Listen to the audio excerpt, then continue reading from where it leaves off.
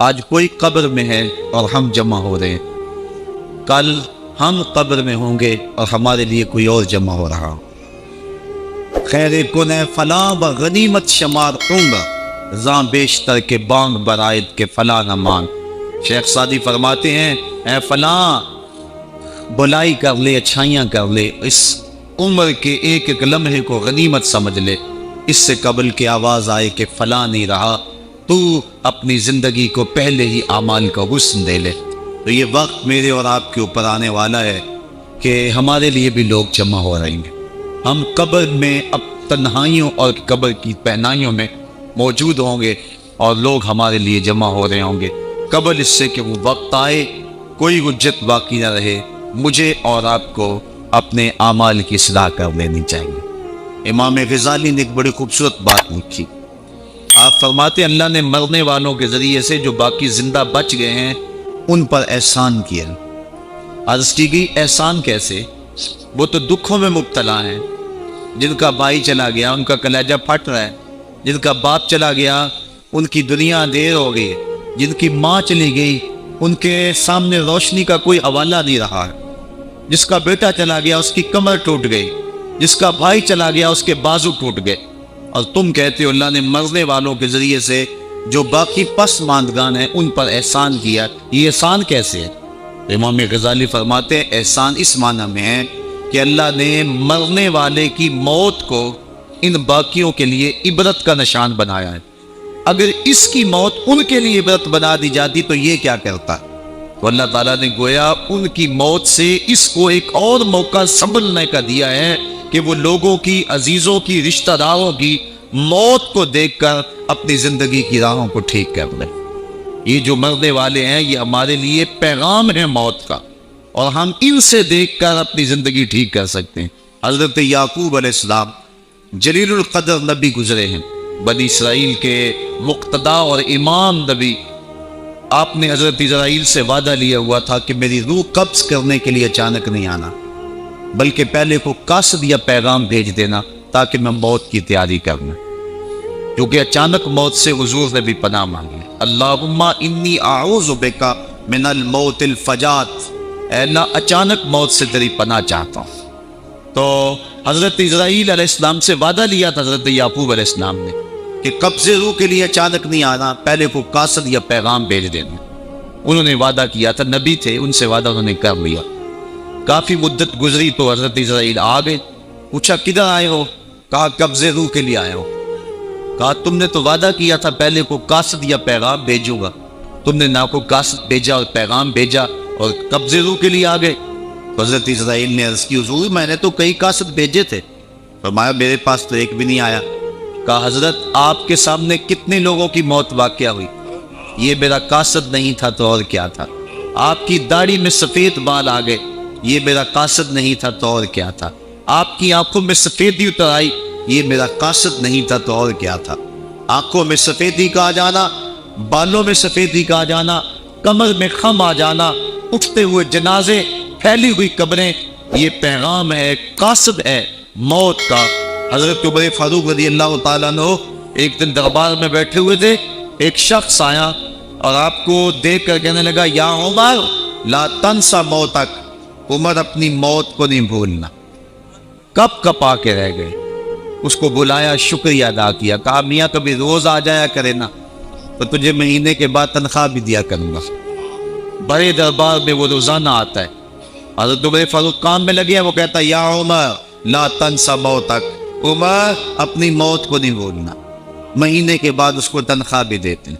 ایک دن وہ آیا، آپ نے اس کے ہاتھ میں اس کا مشارہ دیا، کہا آج کے بعد نہیں آنا۔ حضرت مجھ سے کوئی گستاخی ہوگی؟ فرمایا نہیں۔ تذکیر موت کی ضرورت نہیں رہی؟ فرمایا نہیں۔ کوئی اور بندہ رکھ لیا؟ فرمایا نہیں۔ تو کہا پھر حضور مجھے بتائیں نا مجھے کیوں چھٹی دی جا رہی ہے؟ حضرت عمر فاروق چھم چھم رونے لگے اور داڑھی پہ ہاتھ رکھا، ایک بال الگ کیا، وہ بال سفید ہو چکا تھا۔ کہا میاں پہلے تو یاد دلاتا تھا، اب تیرے آنے کی ضرورت نہیں رہی، یہ میرے گھر میں مجھے بتانے والا آ گیا اور یہی مجھے موت نہیں بھولنے دے گا۔ داڑھی میں سفید بال آ گیا، کہا میاں اب تیرے آنے کی ضرورت نہیں ہے، ہماری تو پوری داڑھی بھی سفید ہو جائے۔ وہ کیا کہا تھا میاں محمد بخش عارف کہ رومی کشمیر نے خوب کہا تھا، ہڈیاں کمبڑ گوڈے کھڑکن تے اڑ گیا نک تیرا، اجے بھی بدیوں باس نہ آئیں جیو مرد دلیرا۔ یا ایھا الانسان ما غرک بربک الکریم، اے انسان تجھے کریم رب کے دروازے سے کس نے دور ہٹا دیا؟ الذی خلقک فسواک فعدلک فی ای صورت ما شاء رکبک، جس نے تجھے پیدا کیا، تیرے اعضاء کو توازن دیا، تجھے حسن اور جوانی بخشی، تجھے چلنے کا سلیقہ دیا، تجھے بولنے کا طریقہ دیا، تجھے سوچنے کے لیے دماغ دیا، تجھے سماعتوں کے پردے دیے۔ آج شیروں کو تو نچا لیتا ہے، ہاتھیوں کو تو بٹھا لیتا ہے۔ اے انسان ذرا غور تو کر، اس رب کا شکر کر، کیوں بھول گیا اس رب کو جس نے تجھے پیدا کیا؟ اگر تجھے پیدا ہی نہ کرتا تو کیا کرتا؟ پھر پیدا کر کے چھوڑ دیتا تجھے، اگلا تیری ذمہ داری اپنے ذمہ کرم پہ نہ لیتا تو بچا تجھے گرمی کی سختی سے کون بچاتا؟ تجھے ٹھٹرتی ہوئی سردی سے کون بچاتا؟ ماں کے سینے میں تیرا پیار نہ ڈالتا، ممتا اس ماں کے سینے میں نہ ڈالتا، تجھے گندگی میں لتھڑے ہوئے کو کون اٹھاتا؟ لیکن اس نے پیار ڈالا ماں کے سینے میں، جس نے تجھے پہلے چوما پھر اس نے تجھے دھویا۔ انسان غور تو کر، ما غرک بربک الکریم، اس رب کو بھول گیا ہے، الذی خلقک، جس نے تجھے پیدا کیا۔ ماں نے بیٹے کو پیدا نہیں کیا، جنم دیا ہے، لیکن اتنے احسان ہیں کہ ساری زندگی بھی انسان ماں باپ کا حق نہیں ادا کر سکتا۔ جس ماں نے جنم دیا ہے اس کے حق نہیں ادا ہو سکتے، تو جس رب نے تخلیق کیا ہے اس کے حق کیسے ادا ہو رہے؟ اس لیے کہ انسان ذرا غور تو کر، اس نے تجھے پیدا کیا تو بھول گیا اس رب کو۔ اپنے ذرا ماضی کو دیکھ کہ تو کہاں سے کہاں پہنچا۔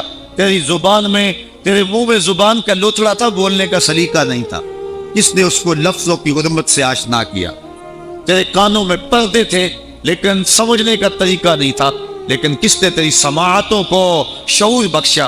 کس نے تجھے چلنا سکھایا؟ کس نے تجھے بولنا سکھایا؟ کس نے تیری چھاتی میں زور رکھا؟ آج تو کڑیل جوان ہے، آج دولت کے انبار تیرے پاس ہیں، آج تو چودھری ہے، آج تو خان صاحب ہے، آج تو بہت بڑا عالم ہے، آج تو مفتی ہے، آج تو پیر ہے، آج تو منسٹر ہے، آج تو ناظم ہے، آج دنیا تیری بات گزار ہے، آج تیرے دماغ میں وہ قوت رکھ دی گئی کہ دنیا کو تو انگلیوں پہ نچا رہا ہے۔ ذرا پلٹ کے دیکھنا پیچھے، ذرا پیچھے لوٹ کے تو دیکھ، تو چار پائی کے سہارے بھی چلنا نہیں جانتا تھا، پھر تجھے چار پائی سے چلنا سکھایا، پھر تو نے چلنا اور چلتا تھا، دو قدم تو گر پڑتا تھا۔ ذرا ماضی کی طرف پلٹ کے دیکھ، اور تو بھول گیا رب کو جس نے تجھے اتنا کچھ دیا۔ چل ماضی کی طرف پلٹ کے نہیں دیکھنا، مستقبل کی طرف ہی جھانک کے دیکھ لے۔ ایک وقت پھر دوبارہ تیرے اوپر ایسا آئے گا، پھر تیری بولتی بند ہو جائے گی، پھر تیرا چلنا بند ہو جائے گا، چار پائی سے لگ گیا، بورے میں تکلیف ہو گئی، طوفانی زدہ ہو گیا۔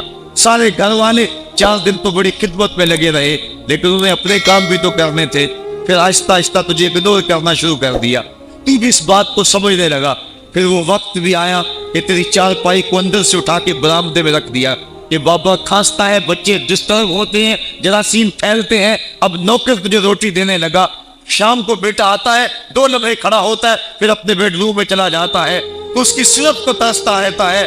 آج تیری زندگی اجیرن بن گئی، پھر تیرے اوپر ایسے عملے بیماریوں کے ہوئے، ایسی تکلیفیں ہوئی، بول و براز بھی اوپر، لوگ ناک پہ کپڑا رکھ کے تجھے اٹھاتے ہیں۔ اس وقت تو اپنی زندگی سے تنگ آ گیا، تو کہتا ہے ڈاکٹر کو لگا زہر کا ٹیکہ، مجھے موت آ جائے۔ بتا ہم تجھے موت بھی نہ دیتے تو کیا کرتا؟ ہم نے تجھے زندگی دی تھی، یہ ہمارا احسان، اور اب تمہیں موت اگر دیں گے تو یہ بھی ہمارا احسان ہے۔ اگر تو تڑپتا تھا، تیری زندگی جو ہے وہ اجیرن بن چکی تھی، سارے تجھ سے تنگ آ گئے تھے، تیرے بیٹے بھی کہتے دعا کرو اللہ بابے کو پردہ دے دے، سارے تیرے پردہ مانگ رہے تھے، اب بتا کہ ہم تجھے پردہ بھی نہ دیتے تو کیا کرتا؟ ثم اماتہ فاقبرہ، شکر کر ہم نے تجھے موت عطا کر دی، فاقبرہ، اور پھر اس کے بعد تجھے قبر دی۔ کتا بھی تو مرا تھا، گھسیٹ کے روڑی پہ ڈال دیا، بکری بھی تو مری تھی، گھسیٹ کے روڑی پہ ڈال دیا، تجھے بھی روڑی پہ ڈال دیا جاتا تو کیا تھا؟ لیکن کہا نا یہ میرا شاہکار ہے، پہلے سے غسل دو، بیری کے پتے بھی ڈال لینا، صفائی خوب ہو جائے، اس کو چٹے لباس کا کفن دو، اس کے سند پہ خوشبو بنو، اس کو سلگاؤ، خوشبوئیں سلگاؤ، اس کو خوبصورت چارپائی پہ ڈالو، اس کے اعضائے سجدہ پہ مشک ملو، اور اس کی جو ہے وہ چارپائی کے دائیں بائیں پھول رکھو، اور اب سارا زمانہ تیرا منہ دیکھنے آ رہا ہے، ذرا سوچ تیرا منہ دکھانے کے قابل ہے۔ اور پھر کہا اب اس کو اٹھاؤ قبرستان میں لے چلو، زمانہ آ گیا، تو آج دلہا بنا ہوا ہے اور زمانہ تیری برات بنی ہوئی ہے۔ اور کہا کہ ایک آدمی نہ اٹھائیں، اس کا پروٹوکول ہے، اس کو 4 آدمی اٹھائیں، کندھا بھی بدلتے رہیں، کہا زیادہ تیز بھی نہ چلنا، میرے شاہکار کو کہیں جھٹکا نہ لگے۔ اور پھر تیرا پروٹوکول امام کعبہ بھی ہو تو وہ پیچھے ہے، تیری لاش آگے۔ تو نے ہمارے ساتھ کیا کیا، ہم نے تیرے ساتھ کیا سلوک کیا۔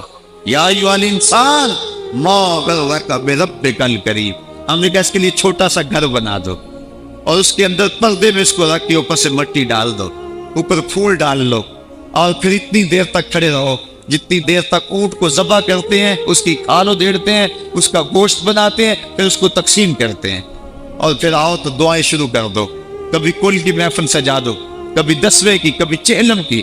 اے انسان، تیرے ساتھ جو کچھ ہوا لوگوں کی نظروں کے سامنے تجھے رسوا تو نہیں کیا میں نے۔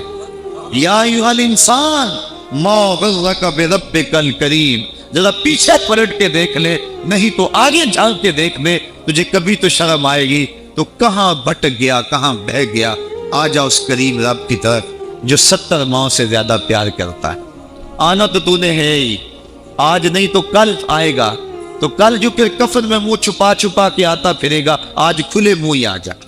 آج میری رحمتیں تیرا بڑھ بڑھ کے استقبال کر رہی۔ روبی بن حراش ایک بزرگ ہوئے اور تابعی ہیں، تابعی وہ تھا جس نے صحابی کو دیکھا، ساری زندگی ان کے چہرے پہ مسکراہٹ نہیں آئی، وہ کہتے تھے کیا خبر میرا انجام کیا ہوگا۔ شیخ سعدی فرماتے جب تو دنیا پہ آیا تھا نا تو روتا تھا، یہ سارے ہنستے تھے۔ بچہ جب پیدا ہوتا ہے تو اور اس کا رونا اس کی زندگی کی دلیل ہے، جب تک بچہ چیختا نہیں سارے پریشان ہوتے ہیں، آواز نہیں آ رہی پتہ نہیں زندہ ہے کہ جو ہے وہ گوشت کا لوتھڑا ہے، جب بچہ چیختا سارے خوش ہو جاتے ہیں، مبارکیں کے دیتے ہیں، مٹھائیاں بانٹتے ہیں، تو اس کا رونا اس کی زندگی پہ دلیل۔ شیخ سعدی فرماتے جب تو آیا تھا تو روتا تھا، یہ ہنستے تھے، ایسی زندگی گزار تو ہنستا ہوا جائے، یہ روتے رہ جا، یہ نہ ہو کہ روتا آیا تھا روتا ہی جانا پڑے تجھے۔ روبی بن حراش ساری زندگی نہیں مسکرائے، فرماتے تھے کیا خبر میرا انجام کیا ہوگا۔ وقت بیتتا گیا، آخر میں فوت ہو گئے۔ ان کا بھائی ربیع بن حراش رسال کو بلا لایا کہ میرے بھائی کو غسل دو۔ رسال جب غسل دینے کے لیے داخل ہوا تو فوراً باہر پلٹ آیا۔ ربیع پوچھنے لگا کیا ہوا ہے؟ کہا یا تیرا بھائی بڑا عجیب ہے۔ کہا ہوا کیا ہے؟ کہا نحنو نغتسلہ وہو یتبسم، ہم اسے غسل دیتے ہیں وہ آگے سے مسکراتا ہے۔ کہا اس نے قسم کھائی تھی جب تک اپنا اچھا انجام نہیں دیکھوں گا نہیں مسکراؤں گا۔ اس کو امام ابو نعیم نے حلیہ میں لکھا، روز الامس کے اندر امام سہیلی نے لکھا، قاضی ایاز مالک اندلسی نے شفا میں لکھا، اور اسی کو امام جلال الدین سیوطی علیہ رحمہ نے جو ہے وہ الخصائص الکبریٰ میں لکھا۔ کہا یا تیرا بھائی بڑا عجیب ہے، ہم اسے غسل دیتے ہیں وہ آگے سے مسکراتا ہے، تو اس نے قسم کھائی تھی جب تک اچھا انجام نہیں دیکھوں گا نہیں مسکراؤں گا۔ آج اس نے اپنا اچھا انجام دیکھ لیا تبھی تو مسکرا رہا ہے۔ 12 لوگوں کے 2 گروہ بن گئے، ایک کہنے لگے کہ یار یہ ویسے گڑی ہوئی بات ہے، بھلا کوئی بندہ مرنے کے بعد بھی مسکرا سکتا ہے۔ ایک گروہ کہتا ہے یار بندہ بڑا اچھا تھا، ہو سکتا ہے کہ مرنے کے بعد مسکرایا ہو، زندگی تو اس نے دکھ سے گزاری لیکن بعد میں تو سکھ ملا ہوگا۔ اتنے میں انہیں غسل دے دیا گیا، لوگ اکٹھے ہو کے ان کے گھر آ گئے، انہیں کفن دے کے پٹڑے پہ ڈال دیا گیا۔ ربیع بن حراش نے جب لوگ باتیں کر رہے تھے، کوئی کہہ رہا تھا صحیح ہے، کوئی کہتا ہے غلط تھا، تو اس نے کفن سے ہاتھ باہر نکالا اور لوگوں کو کہا السلام علیکم۔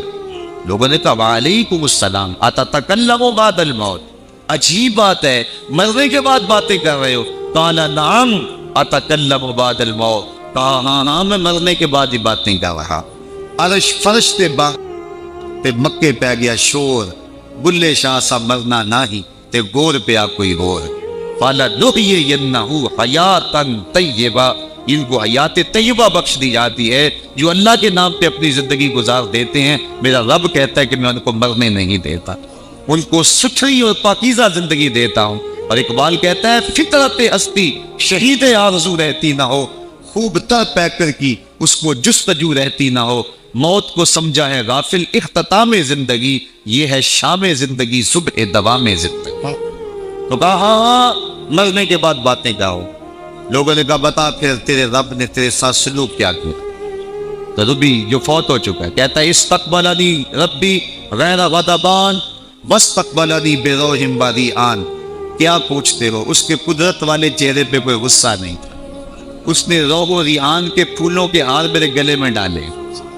لوگوں نے باتیں پوچھنا شروع کر دی، موقع مل گیا ایک مردہ بول پڑا، کوئی ادھر کی پوچھ رہا ہے کوئی ادھر کی پوچھ رہا ہے۔ امام ابو نعیم لکھتے ہیں کہ جب لوگوں نے سلسلہ کلام طویل کر دیا تو ربی بن حراش نے کہا اجلوا بی ولا تؤخروا بی لأن ابا القاسم ينتظر علی الصلاۃ، دیر نہ کرو مجھے جلدی جلدی قبرستان میں لے جاؤ، تم مجھے باتوں میں لگا رہے ہو، امام الانبیاء میرے جنازے کا انتظار کروا رہا۔ لوگوں نے جنازہ پڑھا اور اپنے گھروں میں آنے کی بجائے سیدھا ام المومنین حضرت عائشہ صدیقہ رضی اللہ تعالی عنہا کی چوکھٹ پہ چلے گئے اور جا کے سارا ماجرا کہا۔ وہ ابھی باقید حیات تھی، کہ ایک آدمی نے مرنے کے بعد یوں باتیں کی ہیں، آپ اپنی رائے بتائیں کہ یہ کیا ہو سکتا ہے؟ تو ام المومنین رضی اللہ تعالی عنہا نے فرمایا تم کیوں پریشان ہو گئے ہو؟ میرے سرتاج آقا فرما گئے ہیں کانا رجل من امتی یتکلم بعد الموت، میری امت میں ایسے مرد بھی ہوں گے جو مرنے کے بعد باتیں کیا کریں۔ تو وہ لوگ جنہوں نے اپنی زندگی اللہ کے نام لگا دی اور اس کے ذکر کے نام لگا دی، وہ مرنے کے بعد بھی ابدی اور سرمدی زندگی پاتے ہیں۔ اور جو لوگ اللہ سے بے بہرہ ہیں، اس کی خشیت سے جن کا سینہ خالی ہے اور دین کا چراغا جن کے سینے میں نہیں ہے، وہ چلتے پھرتے بھی مردہ ہیں۔ ان کے سینے میں دھڑکتا ہوا دل تو ہے لیکن تمانیت کا نور اس میں نہیں رکھتے ہیں۔ وہ دھرتی کے اوپر چلتے تو ہیں لیکن دھرتی کا بوجھ ہیں، لیکن یہ لوگ وہ دھرتی کی چھاتی میں ہیں لیکن دھرتی کا وقار ہے۔ ان کی قبروں سے بھی زندگی پھوٹ رہی ہے اور ضیائیں پھوٹ رہی ہیں۔ میں جب بھی کبھی لاہور گیا ہوں تو ایک منظر مجھے اپنی طرف کھینچتا ہے، جب میں دریائے راوی کے اس پار ہوتا ہوں تو میں ایک قبر دیکھتا ہوں جس پہ حسرتیں برس رہی ہیں۔ وہ بر صغیر کا مطلق العنان حکمران، جس کی اشارۂ ابرو سے ہندوستان کی تقدیر بدلتی تھی، آج چند تاش کھیلنے والی ٹولیاں اس کی قبر پہ بیٹھی ہیں۔ اس کی محبوب بیوی جو بادشاہ کے پیچھے بیٹھتی تھی اور پردہ پیچھے لٹک رہا ہوتا، بادشاہ کا کوئی فیصلہ اسے ناگوار ہوتا، پیچھے سے وہ کمر ٹھوکتی، بادشاہ فیصلے بدل لیتا۔ جس کے اشارۂ ابرو سے ہندوستان کی تقدیر کے فیصلے تبدیل ہوتے تھے، اس کی قبر بھی ساتھ ہی اندھیرے میں۔ اور اس کی بیٹی کی قبر کے اوپر زیب النساء کے مقبرے پہ لکھا ہے بر مزار ماں غریباں، نہ چراغے نہ گلے، نہ پرے پروانہ سوزد، نہ صدائے بلبلے۔ ہم غریبوں کی قبر پہ کون چراغ جلانے آئے گا؟ کون پھول ڈالنے آئے گا؟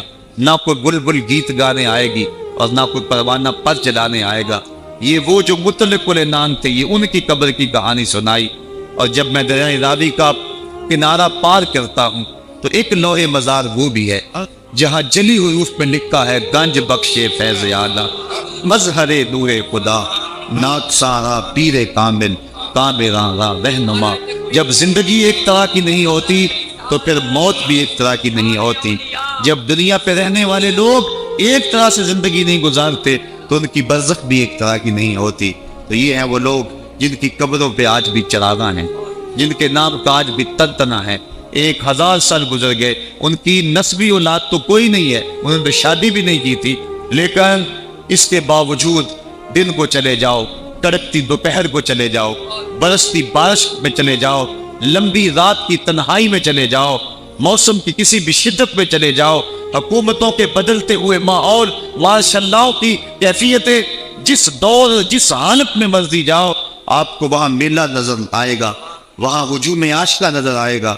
ارے میں گسارو سویرے سویرے، خرابات کے گرد پھیرے بپھیرے، کبھی اس طرف بھی گزر کر تو دیکھو، بڑی رونقیں ہیں فقیروں کے ڈیرے۔ تو وہ لوگ جنہوں نے اپنی زندگی اپنے مالک کے نام گزاری، وہی زندہ ہیں، وہ سرمدی اور ابدی زندگی پائے ہوئے ہیں۔ صاحبو، آپ میرے اور آپ کے پاس سانسوں کا موقع موجود ہے، ورنہ یہ سانسیں تیزی کے ساتھ پگھل رہی ہیں۔ میں کل امام راضی کو پڑھ رہا تھا، وہ کہتے ہیں ایک بزرگ فرماتے ہیں مجھے سمجھ نہیں آ رہی تھی ان الانسان لفی خسر کی، کہ بے شک انسان گھاٹے میں ہے. تو میں سوچ رہا تھا کیسے گھاٹے میں ہے. تو کہا کہ مجھے سمجھ اس طرح آئی کہ میں بازار گیا، میں نے ایک شخص کو دیکھا جو پھٹے پہ برف رکھ کے بیچ رہا تھا اور آواز کیا لگا رہا تھا، ارحمو ارحمو من یذوب راس مالہ، اور رحم کرو اس بندے پہ، اگر تم نے تھوڑی بھی دیر لگا دی اور میرے سے سودا نہ خریدا تو میرا جو راس المال ہے میرا وہ بھی لٹ جائے گا، کیونکہ برف تو میری پگھلی جا رہی ہے، اور اگر تم نے خرید لی میری برف تو میرے پیسے کھڑے ہو جائیں گے، اور اگر تم نے میری برف خریدنے میں دیر کر دی تو جو میں نے پیسے لگائے ہیں میرے وہ بھی پورے نہیں ہوئیں گے. تو وہ کہہ رہا تھا ارحمو من یذوب راس مالہ. وہ کہتے مجھے ان الانسان لفی خسر کی سمجھ نہیں آ رہی تھی، اس کے اس جملے کو سن کے سمجھ آ گئی کہ انسان جلدی جلدی اپنی سانسوں کو گوا رہا ہے، اسے چاہیے کہ جلدی جلدی ان سانسوں سے کام لے لے، ورنہ یہ سانسوں کی برف پگھل جائے گی اور اس کی یہ پونجی بھی برباد ہو جائے گی. تو صاحبو میں اور آپ لمحہ لمحہ موت کے قریب ہو رہے ہیں، لمحہ لمحہ موت کے قریب ہو گئے. آج میں دوپہر کو بیٹھا تھا تو وہ ایک شخص آ کے میاں صاحب کا شعر پڑھنے لگا، دیگر تے دن گیا محمد اوڑت نو ڈب جانا. تو میری نظر چلی گئی، میں نے کہا ابھی تو 10 بجے ہوں گے. تو میں نے کہا صبح کے 10 بھی بج گئے ہیں اور پھر 12 بھی بج جانے، پھر ظہر بھی ہوگی، پھر دیگر بھی ہوگی، اور اس کے بعد پھر شام بھی ہو جانی ہے. اب ہم دیگر تک تو پہنچ گئے ہیں، اب شام کے تدلکے بھی قریب ہو گئے ہیں، تو یہ دن ڈوب جانا ہے تھوڑی دیر کے بعد. یہی مثال ہماری زندگی کی ہے. کوئی دوپہر تک آ گیا ہے، کوئی چاش تک آ گیا ہے، کوئی ظہر تک آ گیا ہے، کوئی عصر تک آ گیا ہے، اور کسی کی زندگی کا سورج بالکل غروب ہونے کے قریب آ گیا. صاحبو پتہ کوئی نہیں کہ ہمارا اگلا قدم کہاں ہے. اس سے قبل کہ کوئی حجت باقی نہ رہے، مجھے آپ کو اپنی زندگی پہ نظر ثانی کرنا ہوگی، اپنے گناہوں کا اور اپنی نیکیوں کا حساب لگانا ہوگا. ایک ترازو تو کل محشر کے میدان میں لگے گا، ایک ترازو ضمیر کی عدالت میں آج ہی لگانا ہوگا. ہمیں دیکھنا ہوگا ہمارے پلے کتنے عمل ہیں اچھے، اور جو اچھے عمل ہیں ان میں خلوص والے کتنے ہیں، لوگوں کے دکھاوے والے کتنے تھے، رب کے لیے کتنے عمل کیے اور لوگوں کے لیے کتنے کیے. تو پھر ترازو لگا کے ہم نے اپنے اعمال نامے کو آج ہی تولنا ہے اور وزن کرنا ہے، اور اپنی زندگی کو نیکی کا غسل دینا ہے. وقت کٹ رہا ہے، زندگی لمحہ لمحہ موت کے قریب ہو رہی ہے. قبل اس سے کہ کوئی حجت باقی نہ رہے، ہم ہاتھ ملتے رہ جائیں، پچھتاتے رہ جائیں تو کیا فائدہ ہوگا. بلکہ میں نے تو پڑھا کتابوں میں، علماء لکھتے ہیں قیامت کے دن تو نیکوکار بھی پچھتائیں گے. بدکاروں نے تو پچھتانا ہی پچھتانا ہے، نیکوکار بھی پچھتائیں گے. بدکار تو اس لیے پچھتائیں گے اور اتنے گناہ کیوں کیے، تو نیکوکار کیوں پچھتائیں گے. جب وہ اپنے اچھے اعمال کی جزا دیکھیں گے تو وہ پچھتائیں گے، ہائے جو چند لمحے ضائع ہو گئے وہ بھی کیوں ضائع ہو گئے، وہ بھی میں نے کیوں برباد کر دی، وہ بھی راستے پہ ڈالے ہوئے ہوتے. تو آج مجھے آپ کو موقع ہے، دیکھیں قبریں، کتنی قبریں جو ہیں وہ ہمارے کتنے ملنے والے، ذرا نظر دوڑائیں نا. آج ہم کتنوں کو کندھوں پہ اٹھا کے قبرستان چھوڑائے ہیں.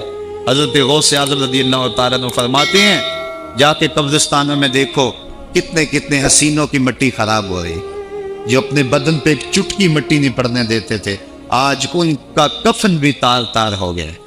جو اپنے کلف لگے کاٹن کو سلوٹ نہیں آنے دیتے تھے، آج ان کے کفن بھی ٹوٹ گئے ہیں اور ہڈیوں کے جوڑ جوڑ الگ ہو گئے. تو وقت ہمارے اوپر وہ آنے والا ہے. کسی نے آج تک موت کا انکار نہیں کیا.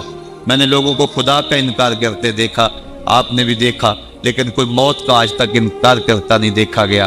موت اپنا آپ منوا لیتی ہے. میں اور آپ موت کے بتدریج قریب ہو رہے ہیں. ہمارا اٹھنے والا ہر قدم ہمیں موت کے قریب کر رہا ہے. تو قبل اس سے کہ وہ وقت آ جائے اور کوئی حجت باقی نہ رہے اور ہم ہاتھ ملتے رہ جائیں، وقت پر کافی ہے ایک قطرہ بھی آب خوش ہنگام کا. جل گیا جب کھیت برسا بھی تو پھر کس کام کا، پھر تو پچھتاوا ہی ہوگا. آج ہم پچھتا لیں تاکہ زندگی میں حسن نیکی کا آ جائے. یہ میری آپ سے درد مندانہ اپیل ہے، گزارش ہے، اور میری آپ سے التماس ہے کہ یہ تھوڑی سی زندگی اللہ نے جو مجھے اور آپ کو ودیعت کی ہے، یہ بڑا تھوڑا سا عرصہ ہے، تھوڑا سا موقع ہے. یہ دنیا بوائی کا موسم ہے، آخرت کٹائی کا موسم ہے. جو بوائی کے موسم کو برباد کر بیٹھا ہے، کٹائی کے موسم میں اس کے ہاتھ کچھ نہیں لگتا. تو آج تخم میں عمل ڈال لیں، آج ایک بیج ڈالیں گے کل 70 کاٹ لیں گے، لیکن اگر آج کچھ نہ کیا، اپنی سانسیں برف کی طرح پگھلا دی، تو یہ اس شخص کی طرح ہے جو پھٹے پہ رکھ کے برف کہہ رہا ہے کہ میرے اوپر رحم کرو، اگر تم نے میرے سے برف نہ خریدی تو میرا راس المال بھی لٹ جائے گا۔ ہمارا راس المال سانسوں کی صورت میں لٹ رہا ہے۔